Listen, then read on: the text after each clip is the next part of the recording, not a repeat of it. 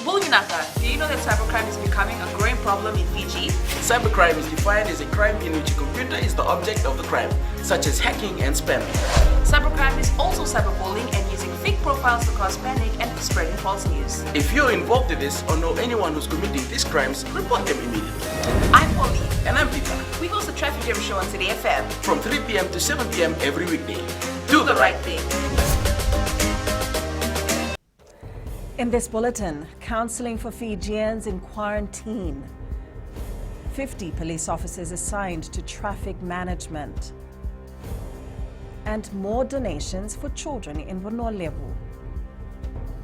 From the studios of FBC Suva, Atera Lendua. About 70% of people who've been in quarantine facilities faced high levels of stress, fear, frustration and anxiety. Empire Pacific mental health specialist Pram Singh says this was one of their findings after providing counseling and psychosocial support to over 1,000 people who have been quarantined, including frontline workers. Singh adds they've been working closely with the Ministry of Health in providing this essential service at the Lautoka Hospital since March last year. Without risking their lives to the virus, Singh says they normally provide counseling via phone and proceed to face-to-face counseling for serious mental or emotional cases. We're providing counseling over phones. So we're visiting the quarantine centers and we speak to the guests through the telephone, and then we are able to actually screen them if they have any pressing concerns, and then we are able to provide interventions based on that. Authorities in Vonolevu have been advised to take down all temporary structures in light of the impending bad weather. Director Fiji Meteorological Services Terry Atalifo confirmed to FBC News that the advice has been sent through the appropriate channels. The weather is expected to worsen over the remainder of the week, with the possibility of a tropical cyclone forming near Fiji. We have been liaising very closely with disaster management. Disaster management have advised Commissioner Northern and the team up there in the north to, with these kind of weather conditions, they need to, put down the tents, try and collect loose objects, tie them up. 14 Pacific Island countries, including Fiji, will get duty-free and quota-free access to the European market. The European Union today signed a new trade project worth over $14 million with the Pacific Islands Forum Secretariat. The project, titled Strengthening Pacific Intra-Regional and International Trade Project, aims at increasing intra-regional and international trade. European Union Ambassador to the Pacific, Ruggiero Sim, says the project will benefit the region.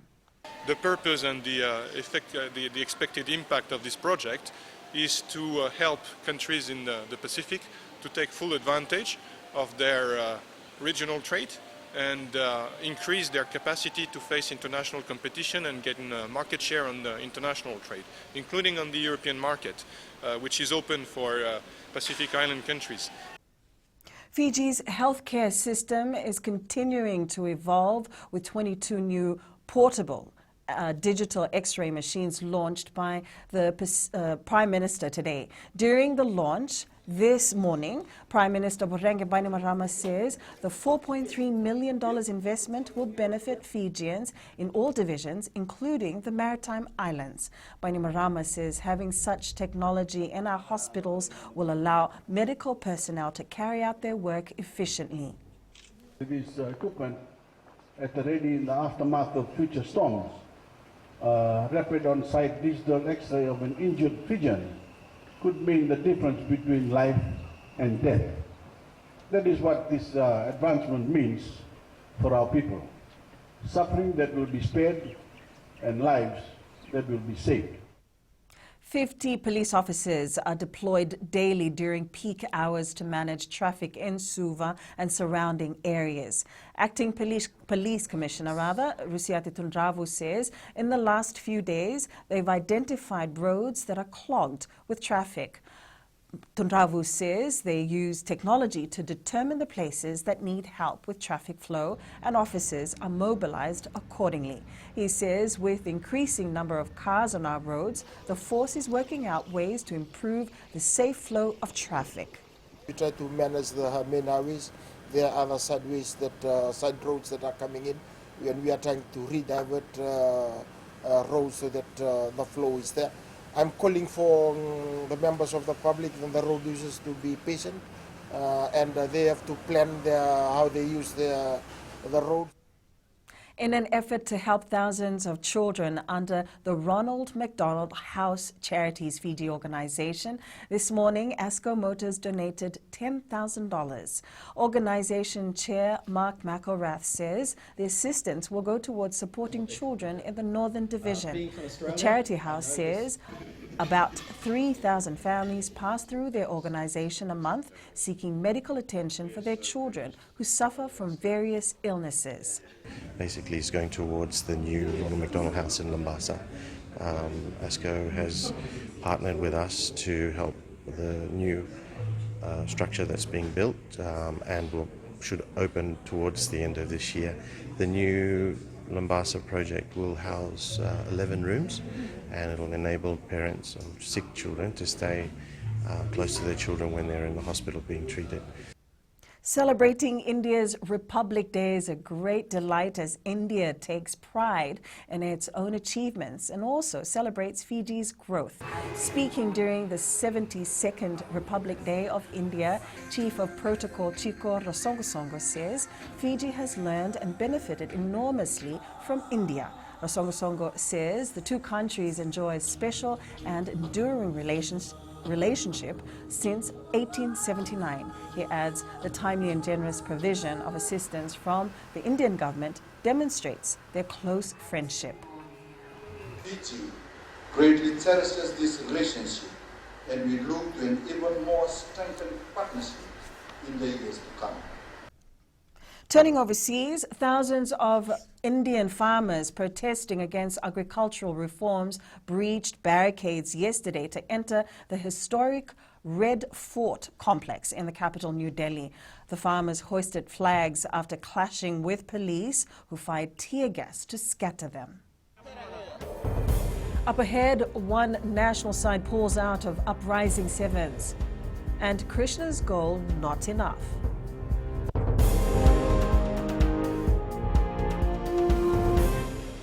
Oira na ngone no de nunu ena be singe ni mataka. Mersusunga da kena loma dina kena mikron.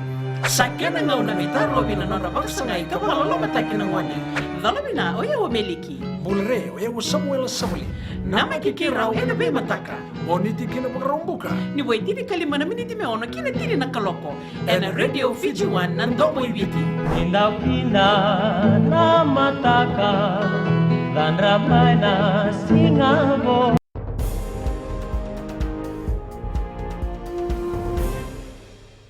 There will be only one National Sevens side featured at the Uprising Sevens this weekend.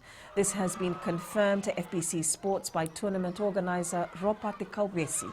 Kauvesi says after discussions with coach Gareth Baber, they are only able to field one competitive team in the tournament. The Ngau Kavau Knights will replace the second national side in Pool B. Having spoken with Gareth, after the pool draw yesterday, they've done their review of the players through medical review and fitness at their training session. They've realized that the boys are carrying niggles and injuries, as you expect from a very tough competition during the FRU series.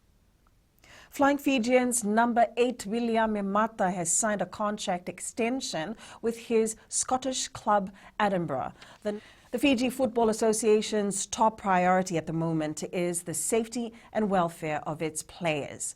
With the adverse weather condition forecast for the weekend, Fiji FA has had to postpone the Suva and Lambasa's Champions versus Champions match on Friday and Sunday. Chief Executive Mohammed Yusuf says although they will be a week behind, their calendar will not be affected as a whole. Things moving back, it will not affect the entire schedule or calendar. But we need to be very mindful of the weather conditions, the safety of the people and the players, and of course we want to play football in a very good weather condition and fine pitch.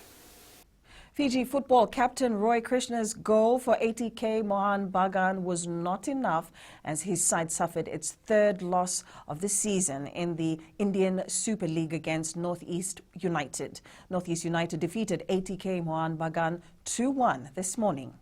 Europe's elite soccer clubs are expected to miss out on around 5 billion Fijian dollars in revenue by the end of 2020-21 season. According to Deloitte's Football Money League, the loss is due to the impact of the COVID-19 pandemic.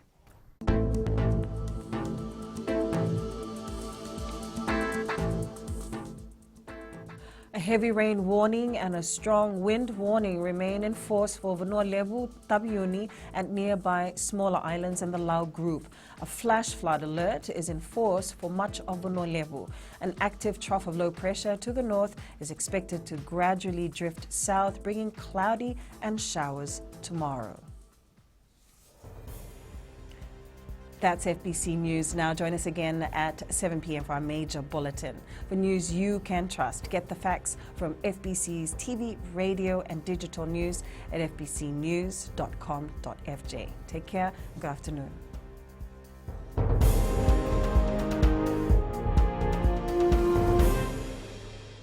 हमारे खूबसूरत देश Fiji में child abuse की घटनाएं आए दिन बढ़ रही हैं। क्यों बच्चों का मासूम बचपन अब्यूज का शिकार हो जाता है? अपने बच्चों की सुरक्षा का खास ख्याल रखें। उनसे बातचीत करें, उनके दोस्तों के बारे में जानें। आज के बच्चे देश का भविष्य है।